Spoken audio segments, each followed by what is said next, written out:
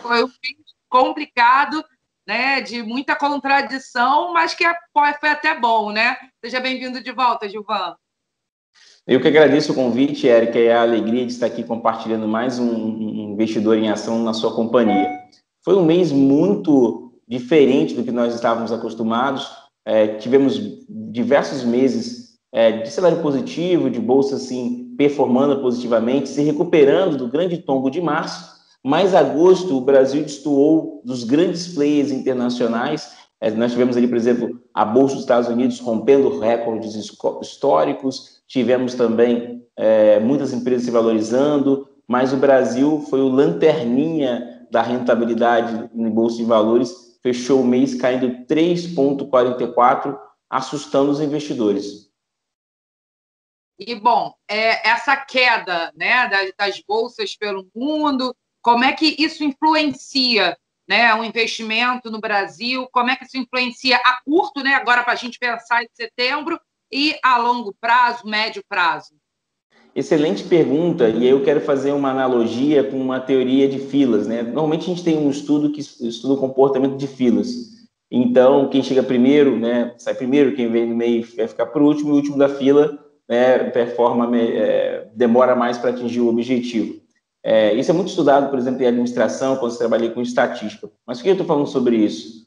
Porque quem começou na Bolsa de Valores em março, viu ali na crise uma oportunidade, e alguns estudos mostraram que tivemos mais de 900 mil pessoas entrando na Bolsa de Valores desde a pandemia, comprou mais barato, né? Quem comprou no meio do caminho pegou um preço barato. E quem chegou no final da festa, que esperou tudo acontecer, ele está comprando um pouquinho mais caro, na opinião de alguns investidores. Mas é muito relativo, ou seja, não é fácil de afirmar se é um preço caro ou barato pela ótica de uma taxa de juros de 2% ao ano, e existe expectativa que ela possa ir para 1,75. Então, por que eu estou falando sobre isso, Érica? Será que é caro você comprar uma ação que vai te dar uma lucratividade, uma distribuição de dividendos maior que a taxa de juros no atual patamar? Ou você querer ser conservador e comprar um título público que você ganhe 2%, 3%, 4% ao ano, enquanto você pode ter outras companhias no mercado de renda variável tendo maior rentabilidade? Aí você pode falar, nossa, Gilvan, parece complexo, né? Não, na verdade, a ideia é de você, para você diversificar, não concentrar os ativos em todos os seus, investimentos ou mercados, vamos colocar assim. Érica, é importante agora você diversificar. Por quê? Quem chegou primeiro em março tem o melhor preço. Quem chegou no meio do caminho tem o melhor preço. Quem está chegando agora pode comprar um pouco mais caro, mas no cenário que você tem juros muito baixos e muito dinheiro e muita pessoa querendo investir, Érica, um ponto para encerrar meu raciocínio, em 6 meses nós tivemos um número maior de investidores de anos passados. O Brasil tinha basicamente 2 milhões de investidores, crescemos agora para 900 mil pessoas assim em 6 meses. Então, esse é um cenário que preocupa, mas o investidor ele não pode concentrar tudo num único ativo, sabe? Vou comprar a ação da empresa XPTO, Érica, porque essa empresa é muito boa. Ele tem que diversificar. Então, a gente pode dizer que tem muito dinheiro no mercado, né? Mas as pessoas têm que entender que não dá para botar todos os ovos na mesma cesta, né? E o que você prevê que possa acontecer agora em setembro? Eu sou um cara que fujo, já ganhei algumas apostas dos amigos sobre previsão do cenário, eu sempre me esquivo dessa, não vou me esquivar não. Eu vou contar aqui. Basicamente é o seguinte, existe uma coisa chamada correlação, né? Os ativos de investimento eles precisam estar correlacionados. Um exemplo rápido, a gente até apresenta no curso de formação no mercado financeiro CPA 20, nós fizemos presencialmente antes da pandemia. Imagine que você quer investir numa ação que seja impactada positivamente ou negativamente, vamos colocar assim, pelo petróleo. Então, você vai comprar ações de uma empresa que se valorize pelo o ganho do preço do petróleo, ou uma ação que consiga se fortalecer de uma ação que tenha desvalorização. Exemplo, se você quer uma ação que valorize com o preço do petróleo, você vai comprar Petrobras. Se você quer uma ação que se valorize pela queda do preço do petróleo, você vai comprar Gol Linhas Aéreas, por exemplo. Hipoteticamente, isso aqui não é recomendação de investimento, mas é correlação. Por quê, Érica? Um ativo vai na direção, o outro vai na direção, e você está diversificado com os ativos andando em direções opostas, mas você tendo ali uma defesa nos seus investimentos. É o que nós chamamos, assim, um termo técnico, Érica, de hedge, sabe?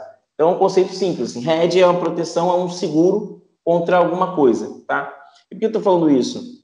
Agosto, Érica, mostrou o seguinte: Bolsa de Valores despencou, né, 3,44. O preço do dólar, Érica, a variação do preço do dólar subiu 5%. No ano, o dólar fecha com a variação de 26%. E o ouro, mais uma vez, cresceu 4,42%.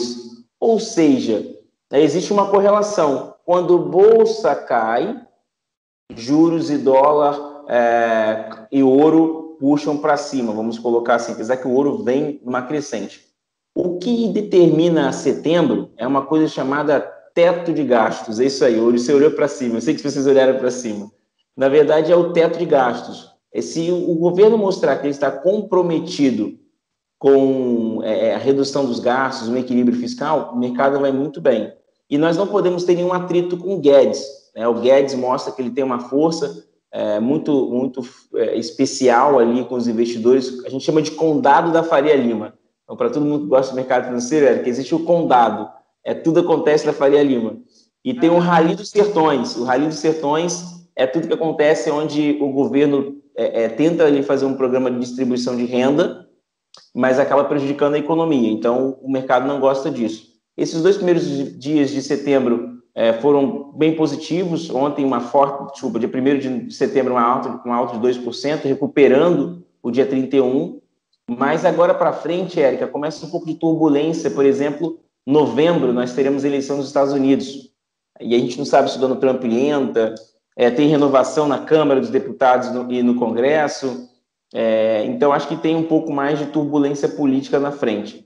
Mas os investidores, Érica, para responder, estão nem se preocupando. Me pergunta aí, Érica, como é que foi o PIB, Gilvan? Que eu vou te contar uma história. E como é que foi o PIB, Gilvan? O PIB caiu 10% e o mercado respondeu positivo, Érica, né? Então, assim, uma revista... Contraditório.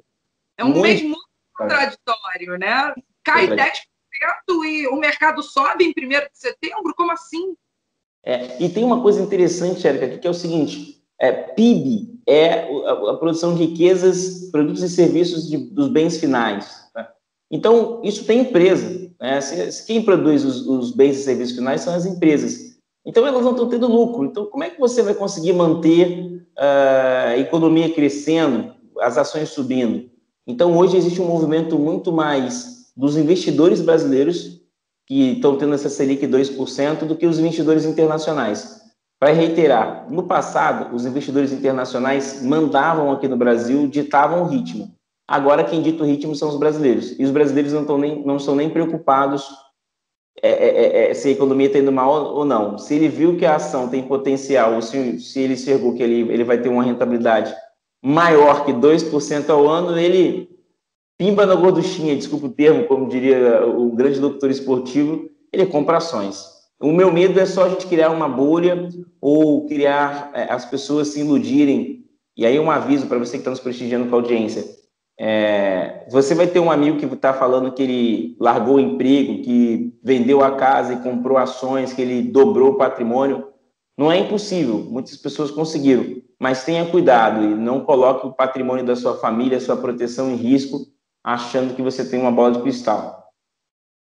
Bom, então a gente pode esperar aí algumas oscilações, né, vindo principalmente da questão orçamentária, teto de gastos, aquela questão orçamentária que a gente já está discutindo para 21, 22, 23 e que vai reverberar, né, em todos os meses, principalmente agora no finalzinho do ano. É isso, Gilvan? É isso, você sintetizou muito bem. E essa verdade, só para contar um caso aqui para quem está nos acompanhando, a gente teve variação no preço do dólar, que subiu 5%, e as taxas de juros. Né? Para quem utiliza o Tesouro Direto, nós temos um programa muito legal aqui no na nossa linha do tempo, que é como investir com R$30, que a gente fala um pouquinho sobre isso, que é o seguinte: o Tesouro Direto ele tem uma atualização diária dos títulos públicos. Os títulos públicos oferecem juros aos seus investidores. Então, toda vez, Érica, que o investidor percebe que as coisas saíram do prumo, os juros disparam. E aí tem um título que vence em 2029, que ele teve a rentabilidade com uma alta de mais de 20% no mês, que é o seguinte, a variação, o risco de no futuro o Brasil não honrar seus compromissos, a inflação disparar e ele não conseguir reduzir os gastos, assusta os investidores. E a gente chama isso de curva empinada, que é a curva de juros para 2029. Esse é um termômetro, a gente tem vários termômetros aqui, nós não somos farmácias, mas nós temos termômetros, e esse mostra um risco que no futuro o Brasil se endivide e tem um risco inflacionário. Isso é o que mais assusta, e aí agora a gente vai acompanhar isso e trazer aqui para o investidor em ação. Com certeza, sempre trazendo as novidades, os fechamentos, as aberturas e deixando todo mundo atualizado aqui no Investidor em Ação. Gilvan, mais uma vez, muito obrigada pela sua companhia, muito obrigada pelas suas explicações. Eu que agradeço a você, a toda a produção que está aí por trás, quem me conhece, Thaís, Kátia, que fazem um trabalho incrível, a minha comissão de finanças e a você que nos prestigia e deixa seus comentários aqui. Muito obrigado. Valeu, Gilvan. E vocês que acompanharam a gente, fica ligado no que está acontecendo na Bolsa, fica ligado no mercado de ações e fica ligado aqui no Investidor em Ação. Espero você no próximo programa. Tchau, tchau. Tchau, tchau.